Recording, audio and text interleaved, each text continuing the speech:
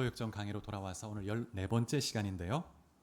좁은 길과 샛길 초원, 편안함의 유혹, 진리의 길이라는 제목으로 말씀을 나누도록 하겠습니다.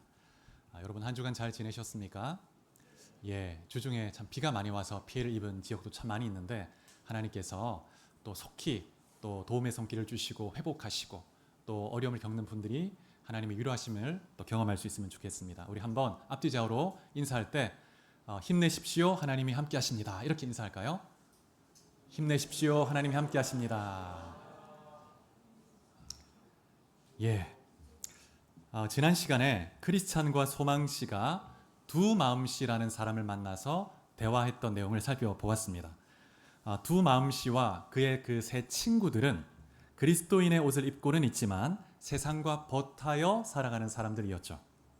그래서 그리스도인임을 시인은 하지만 예수님의 제자로 사는 것에 대해서는 꺼려하고 거부하는 사람들이었습니다. 왜냐하면 이 제자의 삶에는 대가 지불이 따르기 때문이죠. 그런데 우리가 기억할 것은 그리스도인이란 말보다 사도행전을 보면 제자라는 말이 먼저 쓰였습니다. 그리고 제자에게 붙여진 이름이 그리스도인이죠. 그래서 모든 그리스도인은 제자라는 것을 우리가 기억할 필요가 있습니다. 이 제자에게 주님이 원하시는 것은 최고의 우선순위를 주님께 두고 또 충실한 청지기와 같은 그런 자로 살아가기를 원하시는 것이죠. 그런데 이 두 마음씨와 세 친구는 세상과 버타며 살아갔는데 결국 어떻게 됩니까? 힘쓰지 않고 돈을 벌 수 있다는 그 대마, 은광산에 있었던 대마 유혹을 듣고 그곳으로 가다가 땅이 꺼지는 바람에 이렇게 멸망하게 되었습니다. 그런데 크리스찬과 소망씨는 은광산으로 오라는 그 대마 유혹을 물리쳤죠. 그 은광산을 바라보지 않고 그 반대편, 맞은편에 있는 비석을 쳐다보았습니다. 비석에는 롯의 아내를 기억하라 하는 그 글귀가 쓰여져 있었습니다. 롯의 아내는 소돔에서 즐기던 그 탐욕을 버리지 못하고 뒤를 돌아보았습니다. 그러는 바람에 소금 기둥이 되어 버렸죠. 그래서 롯의 아내는 우리에게 본보기가 되는데 이스라엘 백성들도 보면 광야를 와서 하나님을 만나고 하나님의 공급하심을 받으면서 행하면서도 뒤를 돌아보았습니다. 애굽을 그리워하고 애굽의 삶이 차라리 좋았다 하면서 그 육신의 정욕을 완전히 끊어버리지 못했던 것을 볼 수가 있습니다. 그래서 결국 이스라엘 백성들도 1세대는 광야에서 다 멸망하게 되죠. 우리 모두가 정말 과거의 옛삶을 돌아보고 그 육신의 정욕에 또다시 매이는 것이 아니라 정말 성령 인도함을 따라 주의 뜻을 이루어가는 여러분 될 수 있기를 축복합니다. 오늘 살펴볼 부분은 생명수 강에서 있었던 내용과 또 샛길 초원에서 있었던 사건을 살펴보도록 하겠습니다. 하나님의 은혜로 이 두 순례자가 은광산의 유혹을 물리치고 이제 길을 가다가 아름다운 강에 이르게 되었습니다. 이 강은 어떤 면에서 은광산의 유혹을 물리친 두 순례자에게 하나님이 주신 은혜의 선물 그리고 쉼의 또 다른 쉼의 시간이었다고 할 수 있습니다. 이 강을 다윗 왕은 하나님의 강이라고 불렀는데요. 시편 65편 9절에 보면 다윗이 이런 고백을 합니다. 땅을 돌보사 물을 대어 심히 윤택하게 하시며 하나님의 강에 물이 가득하게 하시고 이같이 땅을 예비하신 후에 그들에게 곡식을 주시나이다. 이런 고백을 하고 있습니다. 다윗이 말하는 이 땅은 마치 에덴 동산 같습니다. 땅이 기름지고 강이 흐르고 이런 곳에서 하나님이 은혜와 복을 누리게 하신다는 것이죠. 사도 요한은 이 강을 생명수의 강이라고 불렀습니다. 이 생명수의 강은 요한계시록 22장 1절 2절인데 새 예루살렘 성에 있는 저 천국의 강이지만 하나님이 이 땅의 순례자에게 때때로 맛보게 하시는 그런 은혜의 강이죠. 우리 말씀을 같이 한번 읽어보겠습니다. 시작. 또 그가 수정같이 맑은 생명수의 강을 내게 보이니 하나님과 및 어린 양의 보좌로부터 나와서 길 가운데로 흐르더라. 강 좌우에 생명나무가 있어 12가지 열매를 맺되 달마다 그 열매를 맺고 그 나무 잎사귀들은 만국을 치료하기 위하여 있더라. 이 두 순례자가 이 아름다운 강을 만나서 콧노래를 부르면서 강둑을 이제 쭉 걸어가기 시작했습니다. 그러면서 배가 고프면 그 강변에 있는 그 나무에서 과실을 따서 먹고 또 목이 마르면 또 강에서 물을 마시고 그러면서 쉼을 누리는 영육 간의 쉼을 누리는 그런 시간을 가졌습니다. 그리고 강의 양편에 있는 그 나무의 잎사귀들은 치유의 그런 능력이 있어서 그 잎사귀를 통해서 그동안 지치고 상했던 그런 병들도 다 치유함을 얻고 회복함을 누리게 되었습니다. 그래서 순례자들이 이 강을 따라 걸어가면서 영육간에 아주 강건하게 힘을 얻게 된 것이죠. 그리고 이 강의 양편에는 아름다운 백합이 쫙 펼쳐져 있는 초원이 쫙 이어져 있었습니다. 이 초원은 사계절 내내 푸른 초원이었다고 말하고 있죠. 그리고 이 평화롭고 안전한 초원에서 두 순례자가 편히 잠을 자기도 하고 또 잠에서 깨어나면 나무 열매를 먹고 또 물을 마시고 그렇게 또 잠을 자고 그렇게 영육간에 회복의 시간을 며칠을 보냈습니다. 하나님이 주신 최고의 안식의 시간이었죠. 그래서 이 시간을 통해서 그동안에 지친 심령과 육체가 회복함을 얻을 수 있었을 뿐만 아니라 이제 앞으로 가야 되는 그 여정에 있어서 다시 힘을 얻을 수 있는 그런 귀한 시간이었습니다. 여러분 가운데 이러한 안식의 시간 필요한 분이 계십니까? 나도 이런 시간이 있으면 좋겠다. 여러분 그런 분이 계시다면 예수님의 음성에 귀를 기울이시기 바랍니다. 자, 요한복음 7장 37절 38절 같이 한번 봉독해 보겠습니다. 자, 이 앞에 스크린에 있습니다. 시작. 명절 끝날 곧 큰 날에 예수께서 와 서서 외쳐 이르시되 누구든지 목 마르거든 내게로 와서 마시라. 나를 믿는 자는 성경의 이름과 같이 그 배에서 생수의 강이 흘러나오리라. 누구든지 목 마르거든 내게로 와서 마시라. 누구든지 힘들고 지쳐있거든 내게로 와서 쉼을 얻으라. 이렇게 말씀하십니다. 또 요한복음 4장 14절에 이렇게 말씀합니다. 예수님께서 정말 지친 그 수가성 여인에게 주님이 이렇게 말씀하세요. 내가 주는 물을 마시는 자는 영원히 목마르지 아니하리니 내가 주는 물은 그 속에서 영생하도록 솟아나는 샘물이 되리라. 이렇게 말합니다. 여러분 예수님이 생명수 강의 근원이 되십니다. 예수님을 믿고 예수를 영접할 때 주님은 우리 안에 끊이지 않는 샘이 터져나게 하십니다. 그리고 요한복음 7장 39절에 보면 이 생수의 강이 바로 성령이시다. 성령님은 우리 안에 생명의 강처럼 흐르면서 우리를 위로하고 권면하고 우리를 위해 기도하고 인도하시는 그런 분이시죠. 그래서 두 순례자가 이 생명수 강에서 너무 은혜로운 시간을 갖게 되었습니다. 그런데 이제 순례길이 끝나지 않았기 때문에 빨리 길을 가야 되죠. 그런데 강을 따라 이제 쭉 걸어가는데 이 좁은 길이 강둑을 따라 쭉 천국까지 이어지면 좋겠는데 그렇지가 않아요. 이 강으로부터 조금씩 멀어지기 시작합니다. 그러더니 이 이제 좁은 길이 이제 거칠어지고 울퉁불퉁해지고 그래서 힘든 길이 되기 시작했습니다. 그리고 이제 급기야 이제 생명수 강은 멀어져서 아예 보이지 않게 된 거예요. 그래서 두 순례자가 길 때문에 크게 실망하기 시작합니다. 근데 왜 하나님이 때로 이런 어려운 길을 허락하실까 질문할 수 있습니다. 그냥 강둑을 따라 생명수 강을 따라 쭉 이렇게 순탄하게 가면 좋은데 하나님은 때로 우리의 길을 이끄셔서 언덕길을 오르게 하시고 거친 길을 가게 하시고 절벽을 기어 오르게 하시는 것이죠. 베드로전서 4장 1절에 보면 이렇게 말씀합니다. 육체의 고난을 받은 자는 죄를 그쳤음이니. 여러분 고난과 역경은 우리의 믿음을 강화시켜주고 우리 내면의 죄를 약화시켜주는 하나님의 신비한 힘이 있습니다. 그래서 이 고난의 유익은 보편적인 진리입니다. 그래서 예수를 믿지 않는 자들도 이 고난의 유익을 인식할 정도죠. 그래서 맹자는 이런 말을 했더라고요. 하늘이 장차 크게 쓰려 할 때 반드시 먼저 그 사람의 마음을 괴롭게 하나니 그래서 하는 일이 뜻대로 되지 않게 하여 마음을 단련한다. 그래서 이전에 할 수 없는 일을 하게 한다. 그리고 심지어 철학자 니체도 이런 말을 했습니다. 고난과 역경이 나를 죽이지 못하면 그 역경이 나를 오히려 더 강하게 만든다. 이런 말을 하기도 했습니다. 그래서 이 세상의 사람들도 고난이라는 것은 때로 힘듦을 주지만 우리를 강하게 만드는구나. 이런 인식이 있는 것입니다. 또 로마서 8장에 보면 8장 17절에 이렇게 말씀합니다. 자녀이면 또한 상속자 곧 하나님의 상속자여 그리스도와 함께한 상속자니 우리가 그와 함께 영광을 받기 위하여 고난도 함께 받아야 할 것이니라. 고난 받는 것이 당연한 것임을 말하고 있습니다. 그리스도인으로 예수를 믿고 주님의 발자취를 따른다는 것은 그 자체로 세상에 거절을 당하고 세상에 반대되는 일이고 고난이 있을 수 있다고 말하는 것입니다. 그리고 시편에도 보면 고난받는 것이 내게 유익이다 이렇게 말합니다. 그래서 하나님은 때로 우리에게 이 좁은 길을 통해 갈 때 쉬운 길만이 아니라 사람들이 찾지 않는, 많은 사람이 가지 않는 그런 길로 인도하신다는 것입니다.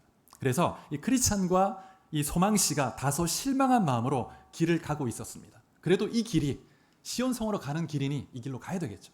가고 있는데 얼마 후에 그 왼쪽 편으로 초원이, 또 다른 초원이 나타나는 거예요. 그리고 그 초원에 이 길을 따라, 좁은 길을 따라 나란히 한 오솔길이 착 이어져 있었습니다. 근데 그 길은 너무 좋아요. 근데 그 초원으로 가는 계단이 있습니다. 계단이. 그래서 이 초원이 샛길 초원입니다. 샛길 초원.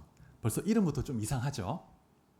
이 초원을 보고 이 크리스찬이 소망씨에게 이렇게 말을 했습니다. 이 초원에 있는 오솔길이 우리가 가는 길과 나란히 뻗어 있으니까 우리가 그 길로 들어가도 되지 않을까요? 그래서 크리스찬이 먼저 계단으로 올라가서 이 초원으로 들어갔습니다. 그리고 소망씨에게 말했습니다. 이 길이 너무 좋습니다. 너무 좋아요. 소망씨 이리 빨리 오세요. 우리 이 길로 같이 갑시다.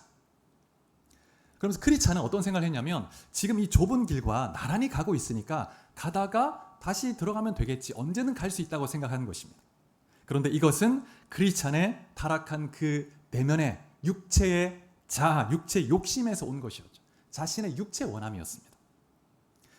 소망씨는 좁은 길에서 벗어나는 것이 좀 깨름직했지만 크리스찬이 이렇게 강하게 오라고 얘기하기도 하고 그 다음에 길이 나란히 있으니까 가도 되겠지 이렇게 생각을 한 거예요. 그래서 그 길로 들어가게 된 것입니다. 그래서 이 두 순례자가 좁은 길을 벗어난 거예요. 하나님께 묻지 않고 자신의 육신의 생각을 따라 행하는 것이 죄의 시작입니다. 육신을 따라 행할 때 반드시 육신의 열매를 거두게 되어 있죠. 여호수아도 여리고를 정복하고 가나안 땅을 정복할 때 하나님께 묻지 않고 가나안 족속 중에 기브온 주민과 언약을 체결해 버립니다. 여러분, 이 크리스찬이 육신의 그 원함을 따라 강하게 주장을 하게 되어서 이제 소망씨도 함께 죄의 길에 동참하게 된 것이죠. 처음에는 좋았습니다. 처음에는 좋아요. 이 좁은 길은 울퉁불퉁해서 발이 부르트고 상처도 나고 아팠는데 이 샛길 초원에 있는 길은 너무 편하거든요. 그래서 기분 좋게 길을 가고 있었습니다. 그런데 마침 길을 가고 있는데 이 길에 앞에 누군가 걸어가고 있었는데 그 사람을 만나보니까 그 이름이 헛된 확신이란 사람입니다. 헛된 확신이란 사람이 마침 그 길을 걷고 있어요. 그래서 가서 이제 물어보았습니다.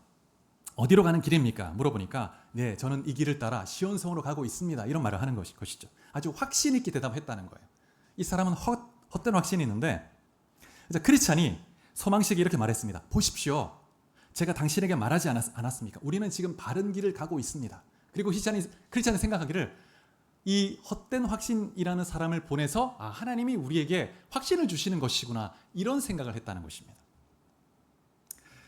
그래서 잠시 대화를 나누다가 이제 거짓 확신씨는 조금 더 앞으로 나아가기 시작했습니다. 그리고 이제 두 순례자가 뒤를 따라가고 있는데 근데 점점 날이 어두워져서 앞을 보지 못하게 되었죠. 그런데 앞에 가고 있던 헛된 확신씨가 갑자기 비명을 지릅니다. 그리고 어디로 떨어지기 시작한 거예요. 깊은 웅덩이가 있었는데 어두워지니까 보이지 않아서 빠져버린 것입니다. 그리고 빠져가지고 몸이 산산조각 났습니다. 이 웅덩이는 헛된 영광을 추구하는 어리석은 자들을 위해서 파놓은 것이죠. 마귀가. 그래서 육신을 따라 행하는 사람들을 유인해서 이곳에 빠지게 만들려고 하는 것입니다. 그래서 크리스찬과 소망씨가 조심스럽게 구덩이로 가까이 가서 불렀습니다. 헛된 확신씨 괜찮냐고 불렀는데 대답이 없어요. 그리고 신음소리만 들렸습니다. 여러분, 때로 우리도 하나님께로부터 오지 않은 거짓된 확신 가운데서 내 계획대로 행할 때가 있습니다. 그러면서 확신할 때가 있어요. 이게 하나님의 뜻이다. 그러면서 무언가 마귀가 주는 것인데 이게 또 하나님 주신 사인인 줄 알고 이것 봐, 하나님 주신 길이 맞아 이럴 때가 있다는 것입니다. 그런데 그러한 헛된 확신은 곧 사라져버리죠. 금방 안개처럼 사라져버립니다. 그리고 그 결과는 비참합니다. 여러분, 이런 헛된 확신은 어떻게 일어날까요? 3가지 정도 통로가 있는데 첫 번째, 내 안에 잔재하는 이 육체의 욕심으로부터 오는 것이죠. 두 번째는 거짓된 가르침과 교리 또 이 세상 인본주의적 사상에서 옵니다. 그래서 이 인본주의적 이 세상의 사고에서는 인간은 선하다고 생각하고 또 너는 괜찮아. 너는 너 자신이 돼. 너는 괜찮아. 한없는 긍정으로 우리의 죄를 망각시켜 버립니다. 세 번째, 마귀가 주는 거짓 확신이 있죠. 내 욕심, 그 다음에 세상의 거짓된 사상, 또 마귀가 우리의 마음속에 헛된 확신을 주어서 그릇된 길로 인도한다는 것이죠. 그래서 우리가 이 헛된 확신을 잘 분별할 필요가 있습니다.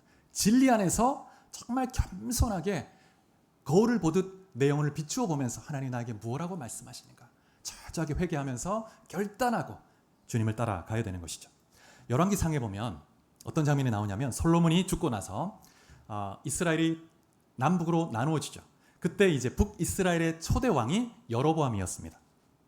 근데 이 여로보암이 하나님을 경외하지 않고 절기가 되면 북이스라엘 사람들이 예루살렘으로 가야 되니까 이 백성들이 내게서 마음이 떠나서 남유다 왕인 르호보암에게 마음이 기울어지면 어떡하나 두려워서 예루살렘에 갈 필요 없이 절기 때 북이스라엘 땅에서 절기를 지킬 수 있도록 베델과 단의 금송아지를 만들었습니다. 그리고 제단을 만들고 예루살렘에 갈 필요가 없습니다. 이곳에서 예배를 드리십시오 하면서 금송아지를 숭배하게 만든 거예요.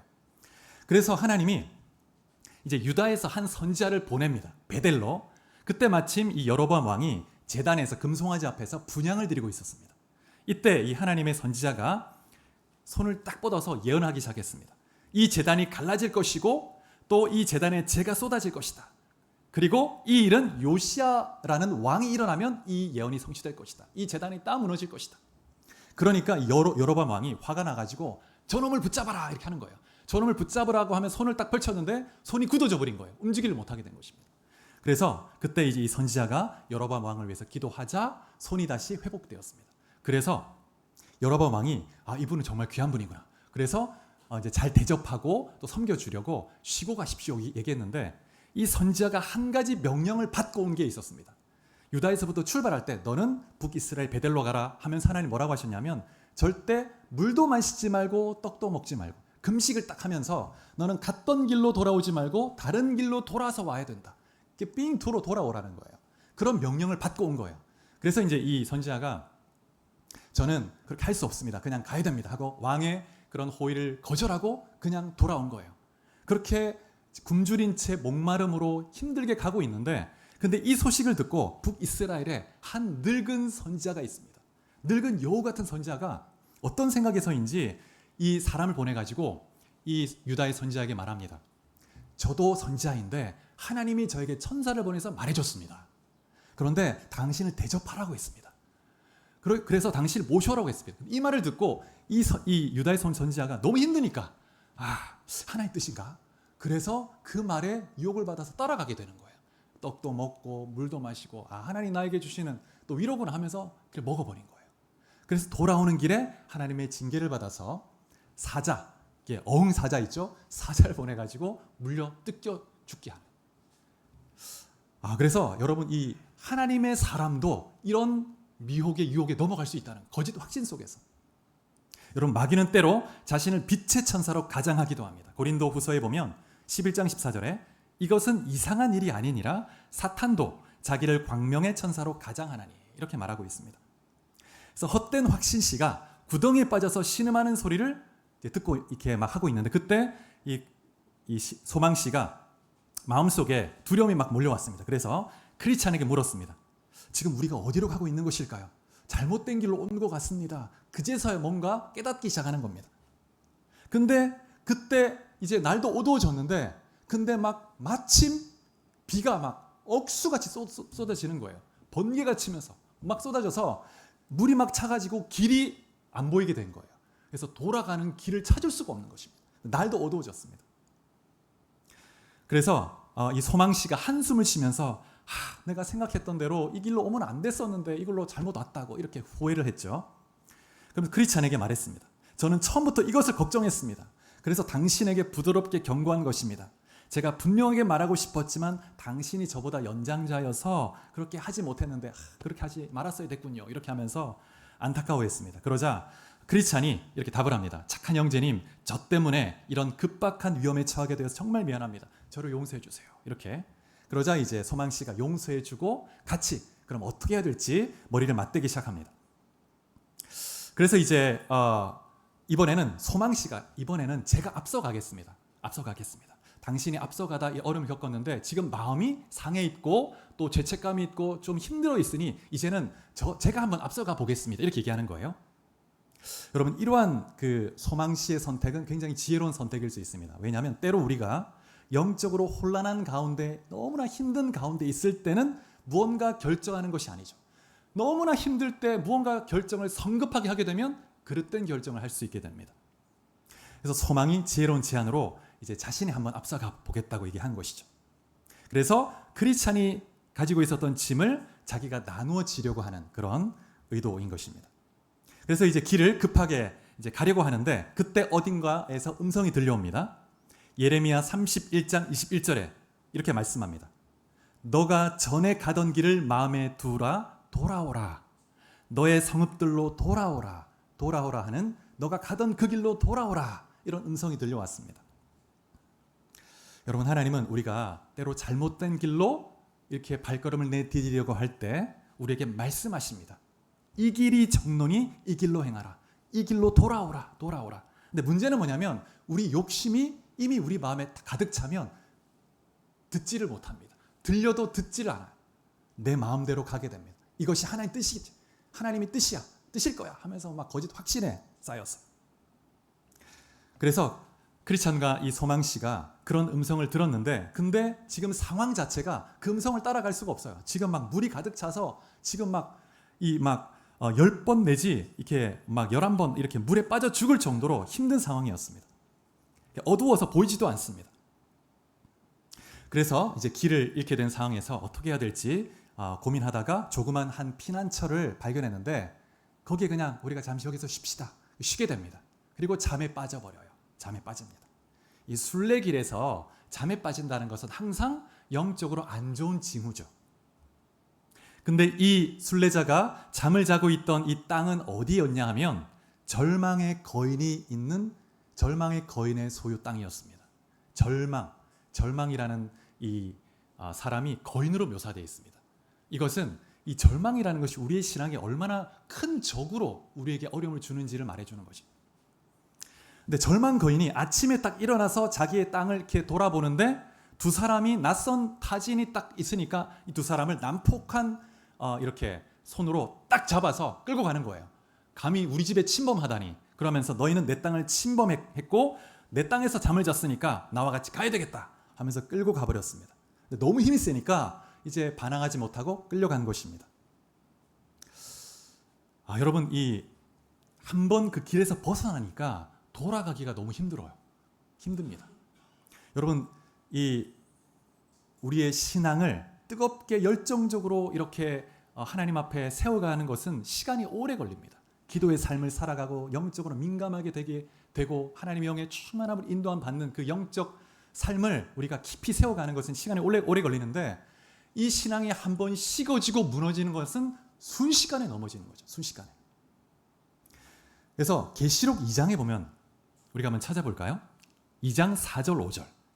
2장 4절 5절. 자, 이 앞에 스크린에 있습니다. 같이 한번 봉독해 보겠습니다. 시작. 그러나 너를 책망할 것이 있나니 너의 처음 사랑을 버렸느니라. 그러므로 어디서 떨어졌는지를 생각하고 회개하여 처음 행위를 가지라. 만일 그리하지 아니하고 회개하지 아니하면 내가 너에게 가서 너의 촛대를 그 자리에서 옮기리라. 첫사랑을 버렸다고 얘기합니다. 그러면서 뭐라고 하냐면 5절에 어디서 떨어졌는지를 생각해라. 서서히 내려오는 게 아닙니다. 갑자기 떨어져 버리는 거예요. 신앙이라는 것이 갑자기 의심이 딱 들고 하나님께 대해서 원망이 들고 그러면서 기도를 멈추게 되면서 순식간에 우리의 마음이 확 이렇게 떨어지는 거예요. 그런데 다시 그 신앙을 회복하는 것은 오래 걸립니다. 다시 그 길로 돌아가는 것이 마귀가 내버려 두지 않거든요. 끊임없이 붙들기 때문에. 그래서 이 크리스찬과 소망 씨가 폭우 속에서 이제 그 길로 돌아가지 못하고 이 거인에게 잡혀가지고 이 거인이 머무는 성이 의심의 성입니다. 절망의 거인에게 붙잡혀가지고 의심의 성의 지하에 갇히게 되는 것이죠. 절망에 빠지니까 의심 속에 들어가는 거예요. 갇히게 되는 거죠.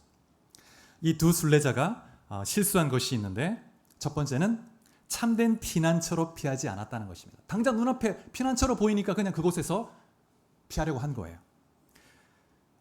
그런데 알고 보니 그곳은 절망의 거인의 땅이었던 것입니다.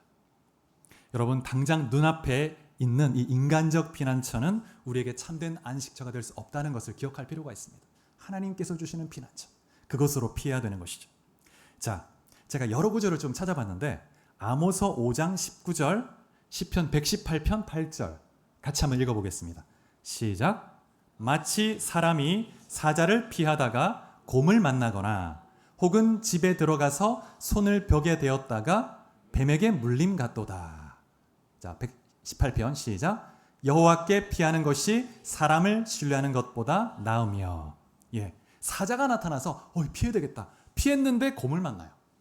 그리고 집에 막 들어갑니다. 숨어 들어갔는데 그 안에 또 뱀이 있어요. 그러니까 인간적으로 아무리 자기가 피해 보려고 해도 인간적 수단과 방법은 진짜 피난처가 아니라는 것입니다. 하나님께 피해야 합니다. 하나님께. 자, 그다음 시편 46편 1절 말씀, 또 62편 8절 말씀 같이 봉독해 봅니다. 시작. 하나님은 우리의 피난처시요 힘이시니 환난 중에 만날 큰 도움이시라. 백성들아 시시로 그를 의지하고 그의 앞에 마음을 토하라. 하나님은 우리의 피난처시로다.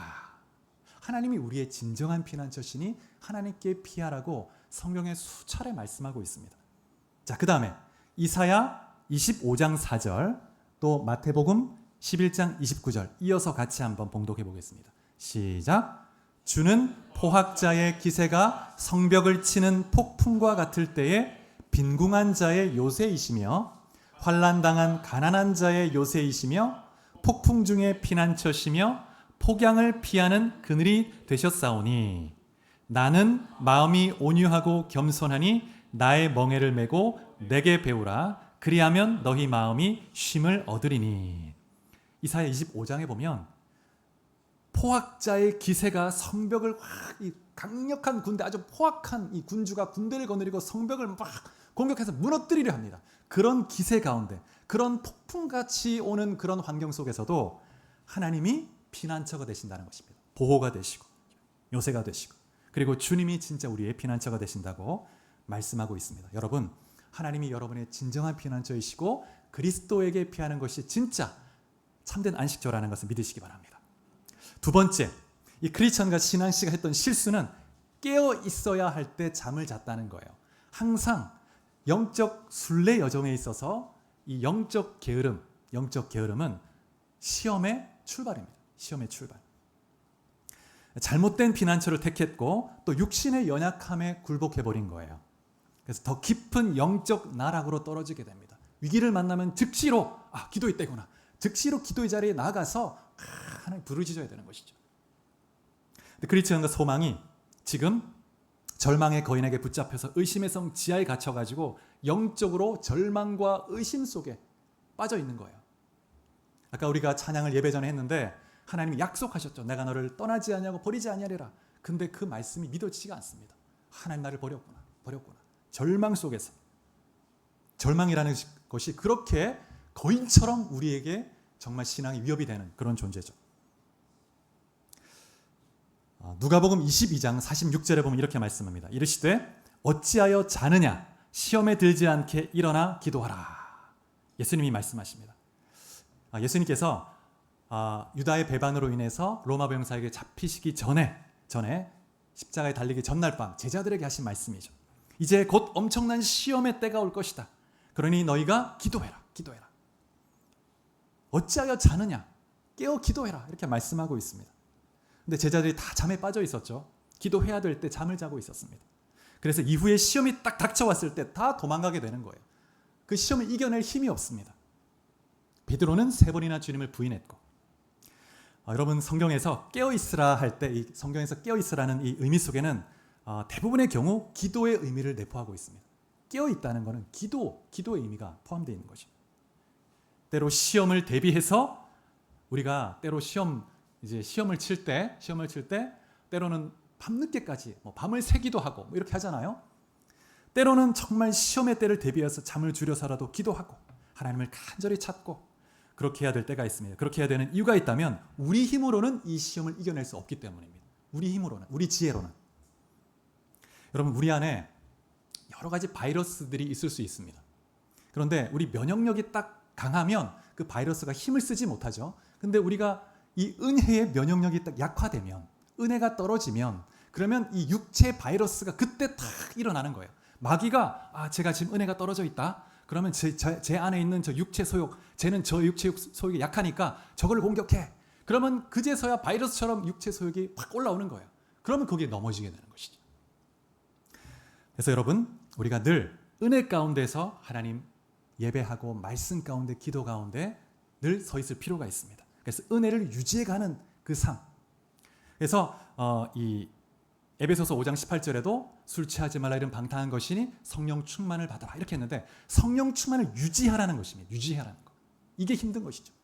끊임없이 기도하고 말씀 가운데 그러면서 성령의 충만을 유지해 가는 것만이 시험을 이기고 마귀를 이기는 비결이 됩니다. 그래서 우리 마음속에 있는 이 육신의 소욕들을 끊임없이 은혜로 이렇게 제압해 두지 않으면 우리가 우리 힘으로는, 우리의 굳은 의지로는 절대 이길 수 없다는 것. 여러분, 시험을 이길 수 있는 힘이 우리 안에 있지 않습니다. 주님께서 주셔야 되는 것이죠. 그래서 기도하는 것입니다. 때로 하나님은 우리에게 기도하도록 감동하십니다. 때로 감동을 주세요. 기도해야 될 때이구나. 그런 감동을 주실 때는 즉시로 딱 주님 앞에 나가는 그런 훈련이 필요합니다. 자, 우리 말씀을 하나 보겠습니다. 시편 32편 6절. 32편 6절. 자, 같이 한번 봉독해 보겠습니다. 시작. 이로 말미암아 모든 경건한 자는 주를 만날 기회를 얻어서 주께 기도할지라. 진실로 홍수가 범람할지라도 그에게 미치지 못하리이다. 때로 우리 삶 속에 주님은 기회를 줍니다. 너는 지금 기도해야 될 때다. 이렇게 주님이 말씀하십니다. 어떤 어려움을 주시거나 어떤 말씀을 통해서 다양한 방법으로 우리에게 말씀하실 때 주님이 지금 기도하라고 기회를 주시는 거구나. 그러면 기도하는 거예요. 주님을 간절히 찾고 부르시고, 그러면 그러한 자는 홍수라는 시험이 범람해 올 때도 안전하다는 거예요. 여러분, 기도가 없고 영적으로 나태한 자의 삶은 늘 시험의 연속입니다. 늘 시험의 연속입니다. 이리 치고 이리 빠지고 저리 넘어지고 그런 삶의 연속인 거예요. 그러다가 마침내 홍수에 침수하게 되는 것이죠. 사랑하는 여러분, 어떤 환경 속에 있든지 주님을 여러분의 피난처로 삼아 주님과 친밀히 교제하며 동행하는 삶을 살 수 있기를 주의 이름으로 축복합니다. 오늘 생명수 강에서 가진 쉼의 시간 살펴보았고, 또 좁은 길의 불편함 때문에 샛길로 빠졌다가 겪었던 그 어려움, 시험을 살펴보았습니다. 여러분, 영적으로 승리하는 길은 늘 깨어서 기도하는 삶, 말씀 가운데서 주와 동행하는 삶인 줄 믿으시기 바랍니다. 그래서 그 말씀 속에서 그냥 읽고 지나가는 것이 아니라 그 말씀을 읽고 또 묵상하면서 말씀을 통해서 주님이 내게 주시는 음성을 들을 수 있어야 합니다. 그리고 때로 내가 가는 이 길이 어렵고 힘들어도 순종하며 따라갈 때, 그때 우리가 하나님의 자녀로 더 영화롭게 성화되고 또 하나님의 뜻을 이루어가는 놀라운 길이 되는 것입니다. 그래서 여러분 한 분 한 분이 예수의 제자로 승리할 수 있기를 주의 이름으로 축복합니다. 기도하시겠습니다.